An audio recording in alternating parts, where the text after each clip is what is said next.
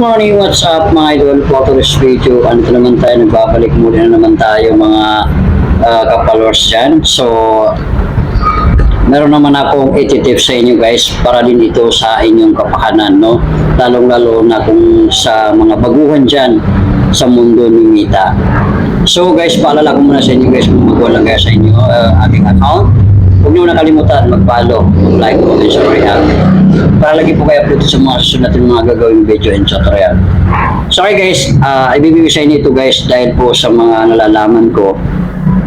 Ito yung mga dahilan kung bakit bumababa yung mga performance natin, saka yung mga reaction, comment, saka yung views, etc. So ito yung dahilan niya guys, no, kung bakit bumababa ito. Ito yung tinatawag natin guys na shadow ban or restriction or restricted. So guys, paalala ko na sa inyo guys, kinakailangan nito ingatan, lalo na kung baguhan lang kayo or lalo na kung na-monetize na kayo sa mga tools na ito, mga tools ni Mita, no? At isisingit ko na rin sa inyo lang guys, kapag kayo po ay na-monetize, bago po kayo mag-sit up, mag-review kayo ng inyong mga video kung ano yung dapat na i-delete na kahit nag-viral pa yan, no? So guys, ito yung dahilan talaga kung bakit tayo bumaba yung views ko at saka yung performance ko, talagang bagsak na talaga siya. Pangatlo guys, yung aking mga comments saka yung mga ano, so talagang kunti lang yung mga napapansin ko na mga nagko-comment. Dahil kapag tayo po ay nasatuban guys, ito po ay hindi po ipinapakita ni Mita sa mga audience natin or mga followers natin or yung mga commenters natin, viewers natin, yung mga video na ina-upload natin araw-araw, no? Maliban lang doon sa mga friends natin, no? So sila po yung madalas na makakita ng mga natin. Pero sa mga audience natin, so maaari po ito hindi po makikita ng mga audience natin yung mga i-upload natin mga video. Kumbaga tinatago ni Mita eh. Yun yung ano kasi hindi makita eh.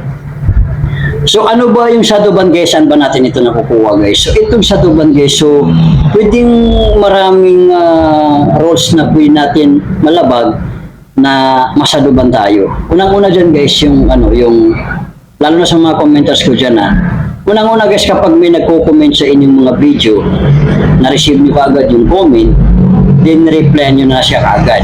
So wag na wag po natin ito gagawin mga idol, no? Dahil po isa po yan sa violation ng shadow ban. Hindi po pwede sa atin yan, no? Kailangan po kapag may nag-comment sa inyong mga video, palagpasin nyo muna ng mga ilang minuto. Mga siguro mas maganda yung advance natin, ano? Mga 10 to 15 to 20 seconds bago po kayo mag-reply agad mga idol, no? Kasi po, siyempre para din naman po sa ano natin eh. Kasi mahirap naman yung pinaghirapan natin, mawawala lang parang bula eh, no? Pangalawa guys, yung mag-upload kayo ng inyong mga video na sunod-sunod, nag-upload ka ngayon ng video, pag na-upload mo na, nag-upload ka naman again.